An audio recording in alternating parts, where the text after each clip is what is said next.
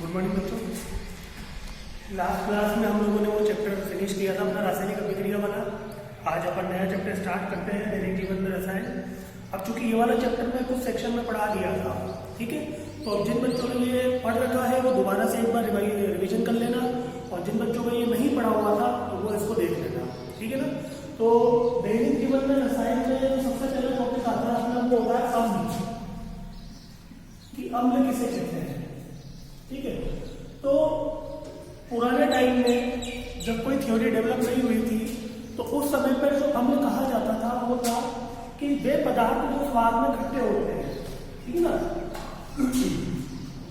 वे पदार्थ जो स्वाद में खट्टे होते हैं उन्हें अम्ल कहा जाता था, ठीक है ना। तो बहुत पुराने समय में इसी थ्योरी का इस्तेमाल किया जाता था, लेकिन ये थ्योरी सभी प्रकार के अम्लों को परिभाषित नहीं करती है, ठीक है ना, कि भाई यानी कि जो चीज स्वाद में खट्टी होगी उसे अपन क्या कहेंगे, अम्ल कहेंगे। लेकिन अपन हर अम्ल को चख करके नहीं बता सकते, क्योंकि कुछ अम्ल क्या होते हैं, खतरनाक होते हैं। अगर आप उनको चख कर देखोगे तो आप बताने लायक ही नहीं रहोगे, ठीक है ना। तो ये बहुत पुरानी धारणा है। और शार किसे कहते थे, वे पदार्थ जो स्वाद में कड़वे होते हैं, उन्हें क्षार कहा जाता था बहुत समय पहले, ठीक है ना। तो अब इस थ्योरी से ज्यादा काम चला नहीं, क्योंकि बाद में कुछ इस तरह के अम्ल आए जिन्हें अपन चेक करके नहीं बता सकते थे, ठीक है ना। तो इसके बाद जो धारणा दी गई थी अम्लों और क्षार के अंदर, वो सबसे पहली धारणा आर्यनियस एक वैज्ञानिक था, उसने दी थी, ठीक है। तो उसको पढ़ने से पहले चले अपन छोटी मोटी कुछ सिंपल सी बातें कर लेते हैं। देखो यहाँ पर अगर अपन बात करें, जैसे एक होते हैं बच्चों ऑर्गेनिक एसिड यानी कि कार्बनिक अम्ल, एक होते हैं बच्चों खनिज अम्ल यानी मिनरल एसिड, ठीक है। और इन अम्लों में भी कुछ प्रबल अम्ल होते हैं और कुछ दुर्बल अम्ल होते हैं, ठीक है। कार्बनिक अम्ल जो होते हैं, कार्बनिक अम्ल वो अम्ल होते हैं जो कि जीव जंतुओं पेड़ पौधों से प्राप्त होते हैं, ठीक है ना। यानी कि जो प्रकृति से हमें प्राप्त होते हैं उन्हें अपन कार्बनिक अम्ल बोलते हैं, ठीक है, जो कि जीव जंतुओं और पादपों से प्राप्त होंगे। तो कार्बनिक अम्ल कौन कौन से होते हैं, जैसे अपन लिखे एसिटिक अम्ल CH3COOH, इसे अपन बोलते हैं बच्चों एसिटिक अम्ल। एक होता है बच्चों फार्मिक अम्ल HCOOH, इसे हम लोग बोलते हैं फार्मिक अम्ल, ठीक है। तो एसिटिक अम्ल हुआ, फार्मिक अम्ल हुआ, तो ये क्या है, ये एक प्रकार के कार्बनिक अम्ल होते हैं। जैसे आपको पता होगा जैसे इमली होती है, तो इमली में किस प्रकार का अम्ल पाया जाता है, इमली में पाया जाता है बच्चों टार्टरिक अम्ल। ये किसमें पाया जाता है, इमली के अंदर, ठीक है ना। इसके बाद अगर अपन जैसे बात करें कि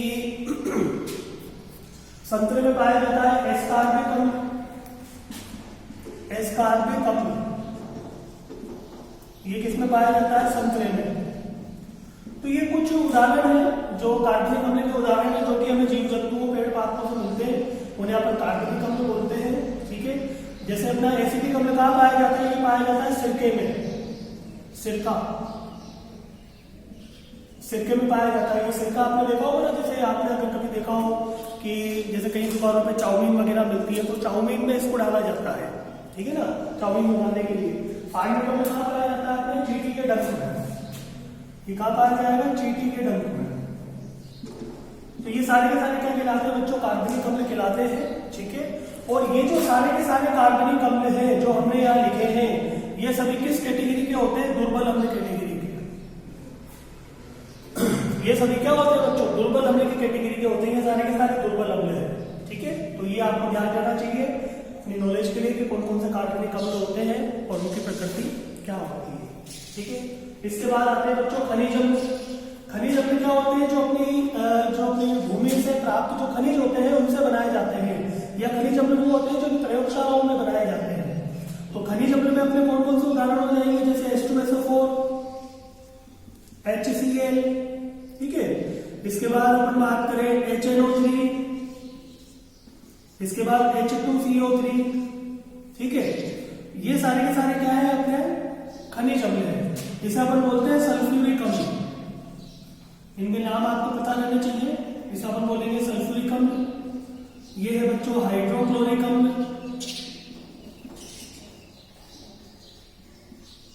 इसे बोलेंगे बच्चों नाइट्रिक अम्ल, और ये कहलाता है बच्चों कार्बोनिक अम्ल, कार्बोनिक अम्ल, ठीक है। अब ये जितने भी खनिज अम्ल हैं ये सब किस कैटेगरी में आते हैं बच्चों? प्रबल अम्ल की कैटेगरी में, ठीक है। तो ये सारे के सारे किस प्रकार के अम्ल होंगे? प्रबल अम्ल होंगे। और जो कार्बनिक अम्ल होते हैं वो क्या होते हैं? दुर्बल अम्ल की कैटेगरी के होते हैं। लेकिन इसके अंदर ये जो कार्बनिक अम्ल होता है इसको आपको ध्यान रखना पड़ेगा कि ये खनिज अम्ल होने के बावजूद भी ये दुर्बल अम्ल होता है, ये दुर्बल अम्ल होता है। तो ये अपने कुछ प्रकार के सामान्य अम्ल है, ठीक है, जिनमें कुछ प्रबल अम्ल है, कुछ दुर्बल अम्ल है। अब यहाँ पे प्रबल और दुर्बल से क्या तात्पर्य है? भाई प्रबल और दुर्बल से क्या तात्पर्य है यहाँ पे? वो आपको थोड़े टाइम बाद जब हम आगे थ्योरी पढ़ेंगे तो वहां आपको ये समझ में आएगा कि ये प्रबल अम्ल दुर्बल अम्ल क्यों है। लेकिन हाल फिलहाल आप अपनी नॉलेज के लिए इन सभी बातों को आप लोग लिखें कि कार्बनिक अम्ल क्या है और खनिज अम्ल क्या होते हैं, ठीक है ना। इनको आप अपनी कॉपी में लिख लेना।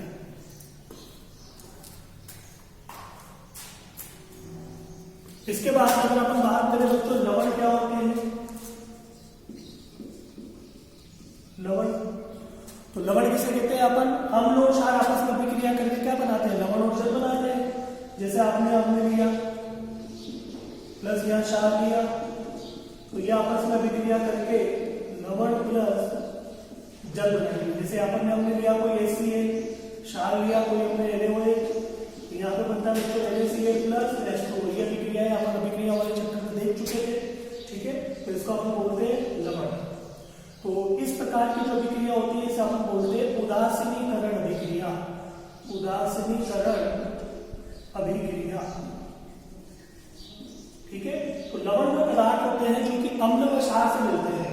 जैसा आपने लिखा लवण, तो लवण जैसे मान लो आपने X और Y लिया, ठीक है। तो लवण के अंदर हमेशा क्या होगा? एक पार्ट पॉजिटिव होता है और एक पार्ट क्या होता है? नेगेटिव होता है।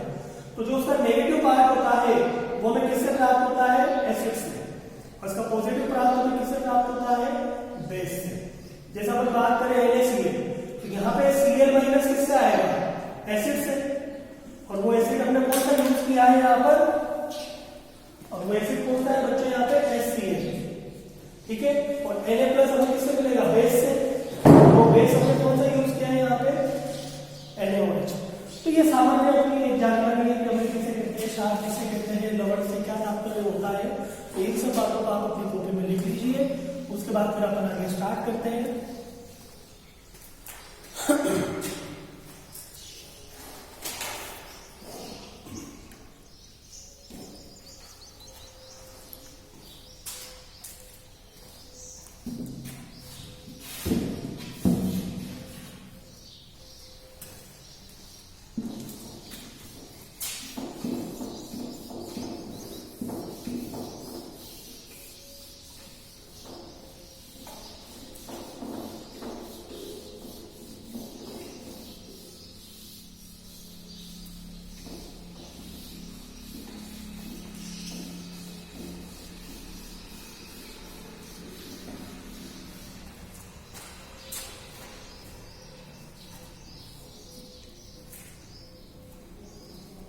ठीक है, लिखे हुए अपने अम्ल और क्षार के बारे में हमने आपको बताया, ठीक है।